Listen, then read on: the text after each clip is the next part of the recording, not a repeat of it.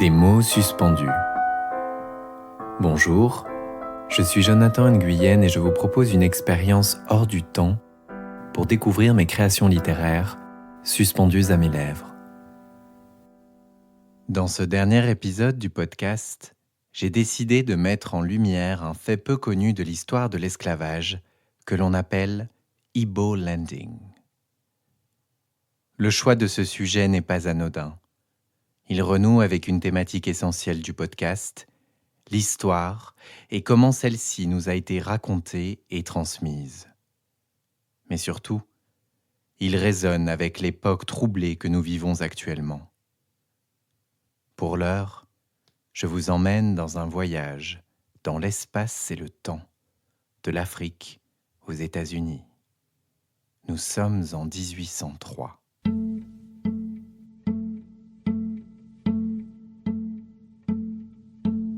L'esprit de l'eau nous a amenés ici, l'esprit de l'eau nous ramènera. Les mots ensemencent d'abord le vent, puis deviennent des tourbillons scandés qui étreignent les flammes au loin. Nous sommes toujours plus nombreux. Nous d'abord empêtrés dans nos fragiles carcasses, et puis les ancêtres, et puis tous ceux qui nous succéderont. Nous sommes légions. Sans une once d'hésitation, nous avançons toujours plus vers cette masse noire sur laquelle dansent les reflets des corps. Mais je ne vois plus des membres brisés et désarticulés. Je vois des corps qui guérissent, je vois des corps qui se libèrent, par dizaines, par centaines, par milliers. Déjà, des âmes chantent à nouveau car plus rien ne les contraint à se taire. Tout est contenu dans ce moment, et je sais qu'il deviendra un étendard, que son écho résonnera des siècles plus tard. Je sais qu'il deviendra histoire. C'était chez moi, c'est chez moi, le royaume de Henry. Je revois les vagues vertes sur mes champs de manioc qui respirent au gré du vent. Je revois les broderies du soleil sur nos récoltes d'igname s'élevant fièrement vers les nuages. Chez moi, la terre rêve du ciel et s'abreuve de ses offrandes. Il y a bien des rumeurs qui se propagent comme des maladies, mais je les chasse d'un revers de la main. Je pense que ça n'arrivera jamais, pas chez nous. Jusqu'à ce que le royaume voisin nous attaque. Cette nuit-là, Chukwu, notre Dieu créateur tout-puissant, ferme les yeux. Le village entier est ravagé par des langues de flammes. J'entends encore les cris de ma famille engloutis par leur voracité. Toute défense est vaine. Nous sommes des agriculteurs, pas des guerriers. Ils épargnent uniquement celles et ceux qui vaudront de l'or. Dans leurs yeux combustibles, je lis le calcul avant de trancher. Pour nous, les tubercules deviennent de précieux produits à vendre. Pour eux, nous sommes une marchandise qui les rendra riches et qu'il faut moissonner. Peu leur importe si, au passage, ils vendent leurs frères et leurs sœurs. Moi, Ikenna, ardent défenseur de ma communauté, je me retrouve entravé par des chaînes. Malgré les coups, je défie du regard ceux qui me capturent, ceux qui m'arrachent à mon village. Ce regard, rien ni personne ne peut me l'enlever. Ils ont besoin de mes yeux pour me vendre. Je les entends parler une langue que je ne connais pas, avec des hommes que je n'ai jamais vus. Des hommes qui portent de curieux habits et sur lesquels flotte le voile de la mort. Certains d'entre nous comprennent cette langue et me traduisent leurs paroles. Ils disent que les Igbo sont robustes mais difficiles à briser. Ils parlent de champs très loin. Ils parlent de traverser l'océan. Le lendemain, ils nous entassent dans la cale d'un énorme bateau, enferrés deux par deux, les uns sur les autres, à nous respirer, à nous sentir, jusque dans nos excréments. Dans la chaleur pestilentielle, la seule aération vient de petites écoutilles. Lieu de cauchemar où les corps s'étiolent jusqu'à l'oubli. Mais j'ai une certitude. Je ne mourrai pas comme ça, pas maintenant. Et pour survivre, je compterai les jours. 1, 2, 3. Mon ami Chibuzo, qui a appris un peu d'anglais en faisant du commerce, me parle d'une ville du nom de Savannah aux États-Unis. Ce nom me fait trembler de l'intérieur. Pour tenir, je me suis résolu à compter tous les jours qui passent. Un décompte entrecoupé de râles dont l'écho fait chanceler la cale. 10, 11, 12. Sur le côté, même pas sur le dos tant nous manquons de place. J'essaie de dormir, car dans mon sommeil, je quitte ce navire de la mort et je retrouve l'air fertile du couchant. J'écoute le bruissement des feuilles de mes plants de manioc. Je joue avec les cheveux de ma fille pour la faire rire. Je savoure le goût farineux et sucré de l'igname pilé. Je retrouve ma femme, ma terre, ma liberté. 25, 26. Chaque jour supplémentaire est une victoire. Ceux qui succombent restent parfois là à pourrir, prisonniers jusque dans la mort, ou sont jetés sans égard par-dessus bord. Avec d'autres anciens, je prie alors les ancêtres pour qu'ils les accueillent parmi eux. 47, 48. L'obscurité se referme sur nous. Elle est si dense qu'elle devient substance que l'on avale jusqu'à vomir. Je m'accroche à une faible lumière projetée au loin. Je m'accroche à une lumière insaisissable dans ce bateau à la dérive qui nous amène toujours plus loin de chez nous. 54. Je ne dors plus. Je ne rêve plus. Mon corps est plié comme celui d'un vieillard, mais je continue à projeter mon regard devant moi. Il fait fondre les fers, il transperce les planches de bois pourries, il inonde l'immensité de l'océan démonté. Si mes paupières se ferment maintenant, mes yeux ne se seront jamais baissés. Je compte jusqu'à 59 avant de revoir le jour. Lorsque mes pieds ferrés touchent enfin le sol râpeux de Savannah, je chancelle. Les fondations des immenses maisons sont faites de coups et de chocs. Il y a des cris et des supplications plein la terre, une terre qui baigne dans la sueur, les larmes et le sang. Le long de la côte, de grands saules pleureurs et chênes verts étouffent des histoires tragiques avec leurs canopées majestueuses. Je pensais que les langues acérées des rumeurs n'étaient que mensonges, mais la réalité est bien pire. Après nous avoir agglutinés dans des entrepôts, on nous amène sur la place publique pour nous exposer. Des hommes passent, nous observent, nous touchent sans ménagement. L'un me palpe les muscles, l'autre me prend par la mâchoire pour inspecter mes dents. Dans leurs yeux combustibles, je lis aussi le calcul. Combien nous leur coûterons, combien nous leur ramènerons.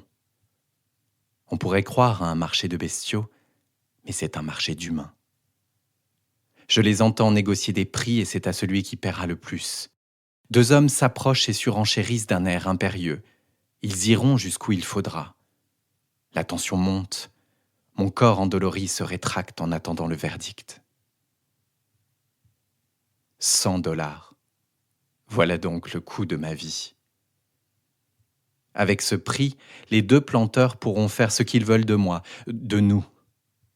Oui, nous leur appartenons. Ils nous possèdent. C'est inscrit dans un registre. Et nous sommes les barbares ?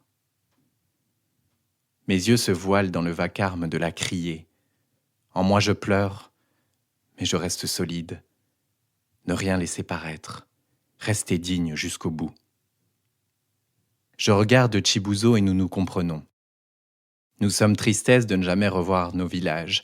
Pourtant nous sommes aussi détermination à être libres. Mais que faire ? Se révolter et s'enfuir ? Pour aller où ? Nous qui sommes devenus marchandises. Chibuzo fait cliqueter ses chaînes pour attirer mon attention. Nous allons partir à nouveau. Reprendre un bateau pour une courte traversée jusque St. Simons, une île où fleurissent des champs de riz et de coton. Une île d'esclaves. Sous l'œil perçant de nos geôliers, nous sommes 75 à embarquer sur la goélette. Mon regard se tourne une dernière fois vers le ciel de Savannah. Je sens le courage vaciller en moi. Soudain, les nuages se tordent pour former un visage dont les yeux enflammés par le soleil éclatent de colère. Le vent se met à battre les voiles du navire, tambour qui annonce un voyage tourmenté. Je me demande si je rêve ou si je suis devenu fou, mais plusieurs de mes compagnons regardent aussi le ciel entre émerveillement et terreur. C'est alors que les esprits se manifestent. Sous mes paupières, ils invoquent mon avenir avec la force du tonnerre. Si j'accepte ce destin aujourd'hui, j'oublierai mon histoire, j'oublierai qui je suis. J'aurai une nouvelle femme, mais nos enfants naîtront sur ces terres maudites et seront esclaves à leur tour. Ce sera non pas une vie de dur labeur méritée, mais de servitude transmise à nos descendants. J'entends les esprits qui m'intiment de refuser cet affront à mon corps, à mon âme, à mon peuple. J'entends les esprits qui me rappellent qui je suis et d'où je viens. Un hibou refuse d'être asservi. Un hibou est digne et libre jusque dans la mort. À l'intérieur de moi, quelque chose se produit. Je me sens grandir, grandir jusqu'à l'infini. Comme si la goélette devenait minuscule et que je m'enroulais dans le drapé du ciel pour me fondre en lui. Mon chi, cette parcelle du grand Chukwu qui est la source de toute existence, allume le feu de la rébellion. Il me donne l'élan de me soulever, de me battre pour rester libre. Mais au milieu du port, ce serait de la folie. J'entends alors « Patience, bientôt, mais pas encore ». Le voyage jusqu'à l'île dure quelques heures à peine, mais tout a changé.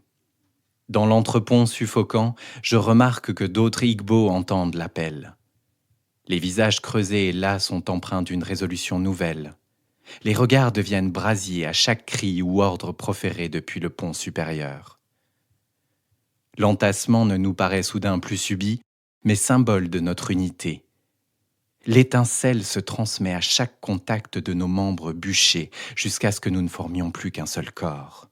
Oui, l'entrepont devient un gigantesque cœur battant, irrigué d'une force qui nous transporte.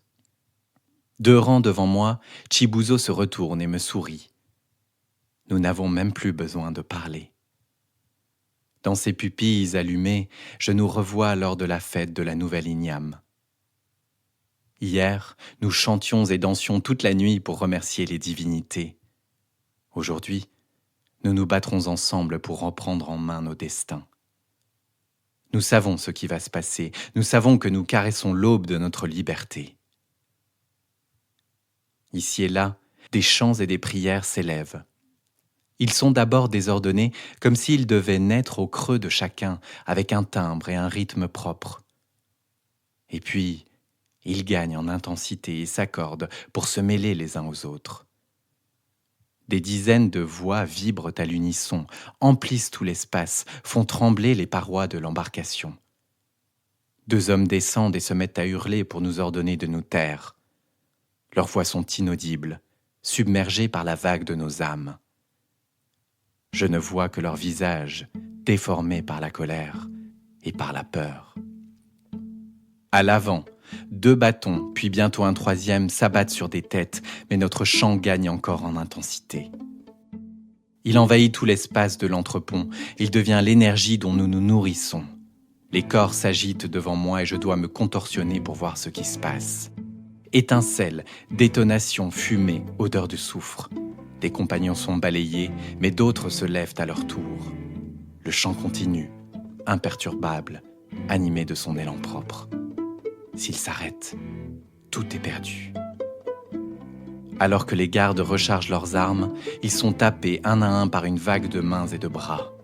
Des chaînes tombent ou se brisent et deviennent des armes face aux autres hommes qui s'enfuient vers le pont supérieur.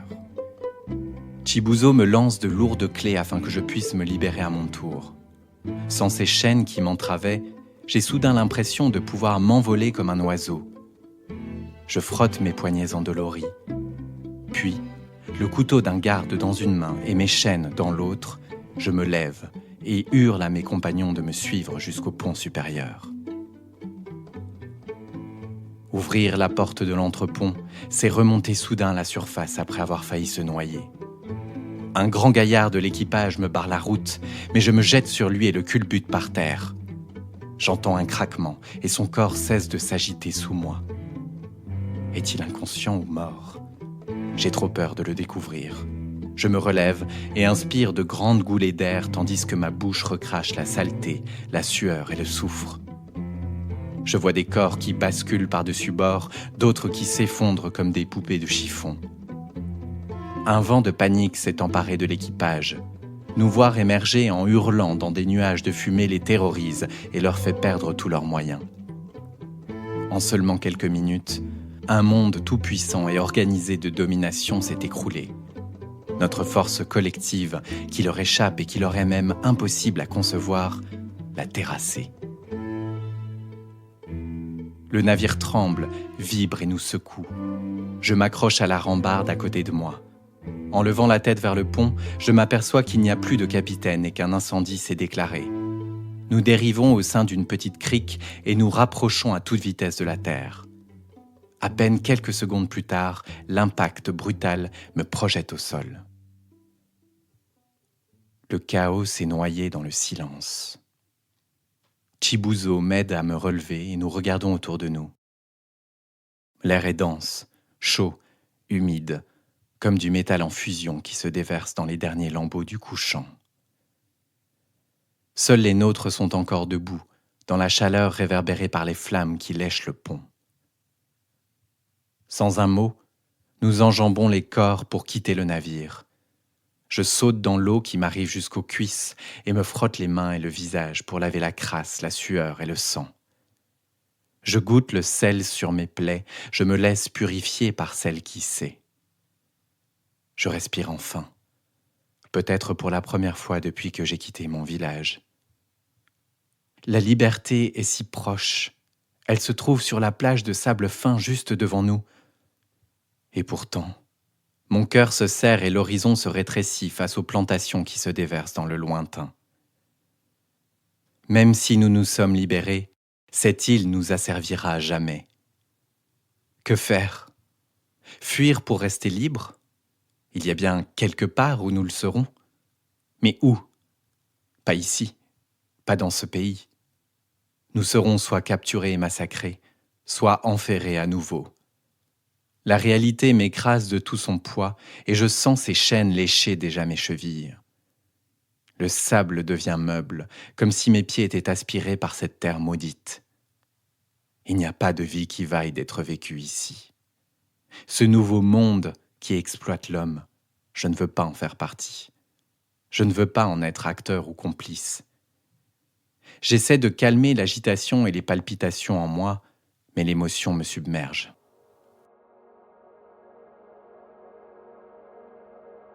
Soudain, je sens le souffle des esprits s'engouffrer en moi. Un hibou refuse d'être asservi. Un hibou est digne et libre jusque dans la mort. Un hibou est maître de son destin.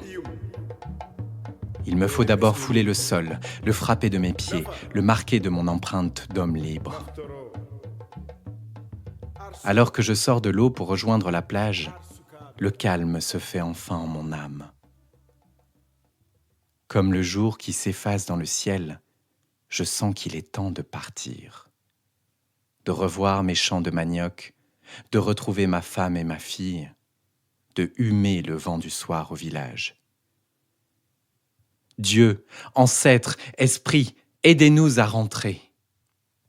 Me vient alors une certitude.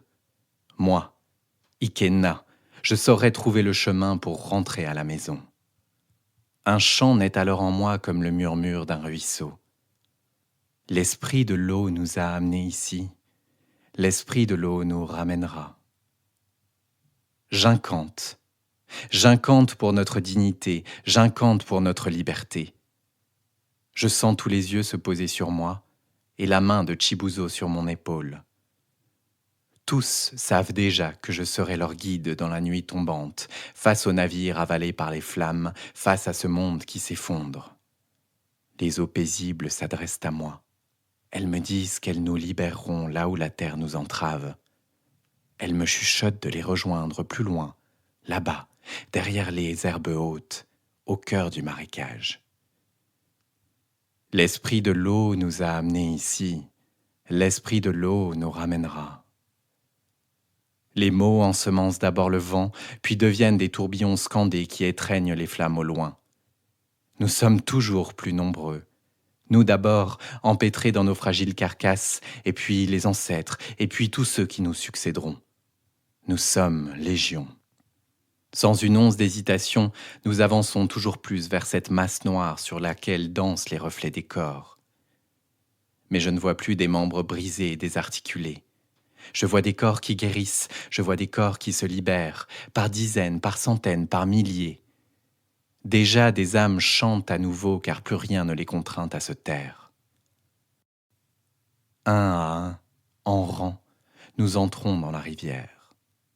Ensemble, mus par le même mouvement, par le même élan. Debout, plus jamais à genoux.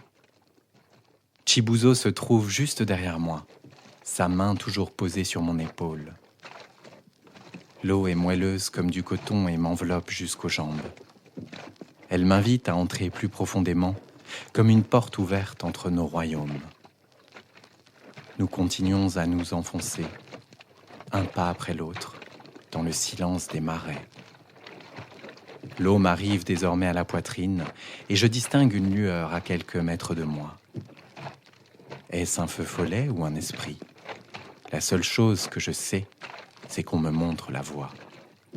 Tout est contenu dans ce moment, et je sais qu'il deviendra un étendard, que son écho résonnera des siècles plus tard. Je sais qu'il deviendra histoire. L'histoire nous oubliera. Elle nous qualifiera peut-être de légende ou de mensonge. L'histoire s'égarera. Elle dira peut-être que nous avons marché sur l'eau, défiant les lois du monde. Elle dira peut-être que nous nous sommes envolés dans les cieux pour échapper à nos corps souffrants et à nos chaînes. Elle dira peut-être que nos esprits errent encore dans les marécages car ils n'ont jamais trouvé le chemin. Elle créera une légende avec des langues empressées. Peu importe, si cela éveille des consciences, même bien plus tard, alors la réalité peut bien être sculptée par les récits. L'histoire nous oubliera, oui, mais pas pour toujours, car elle finit par ressurgir, même lorsque l'on tente de l'ensevelir. Elle a sa propre intelligence insaisissable, elle a sa propre marche, et nous finissons toujours par lui emboîter le pas. Les témoins de notre quête, et tous leurs descendants, nous porteront en leur chair. Comme une toile mémorielle invisible, nous traverserons les années, les décennies, les siècles. Et la Terre se souviendra du passage de nos corps et de nos âmes. Elle sera habitée par la force qui parle aux vivants. Elle leur dira « Ne vous résignez pas, ne vous résignez jamais, soyez libres. » Et notre chant continuera d'irriguer les veillées, les transmissions, les cultures en quête de repères. Il sera l'élan de vie de tous ceux qui nous succéderont. L'esprit de l'eau nous a amenés ici, l'esprit de l'eau nous ramènera. J'immerge ma nuque dans ce liquide devenu sacré. Toujours l'eau autour de nous et au-dedans de nous, aimante comme une mère. Toujours l'eau pour lécher nos larmes. Toujours l'eau pour bercer nos âmes. Je n'ai plus peur. Quel voyage ou quelle souffrance pourrais-je craindre après ce que j'ai vécu ? Alors je clos mes paupières et je sens l'eau recouvrir mon menton, ma bouche, mon nez, mes yeux, mon front et le sommet de mon crâne. Au seuil de ce dernier voyage dans la mer sanctuaire pour regagner la terre de nos ancêtres, j'avance, nous avançons, debout, toujours, à marcher sur l'eau. Et toujours murmurent les ancêtres.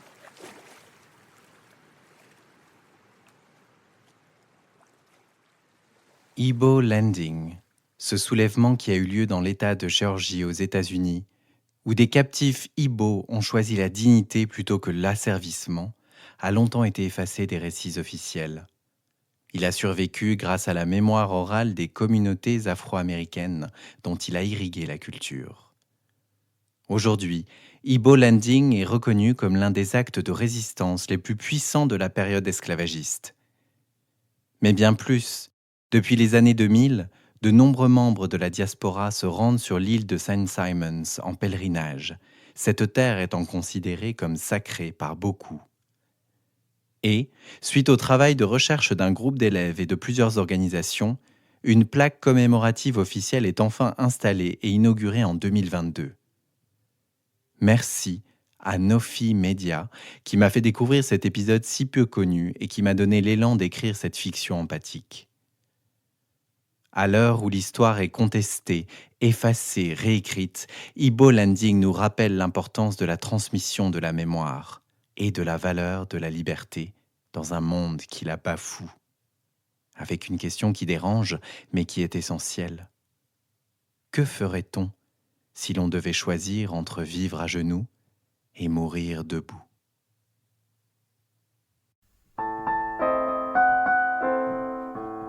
Merci d'avoir écouté Des mots suspendus. N'hésitez pas à vous abonner sur votre plateforme préférée, à vous inscrire à ma newsletter et à suivre ma page Facebook. Vous pouvez aussi me laisser un commentaire sur Apple Podcast pour soutenir mon programme. À bientôt pour un moment hors du temps.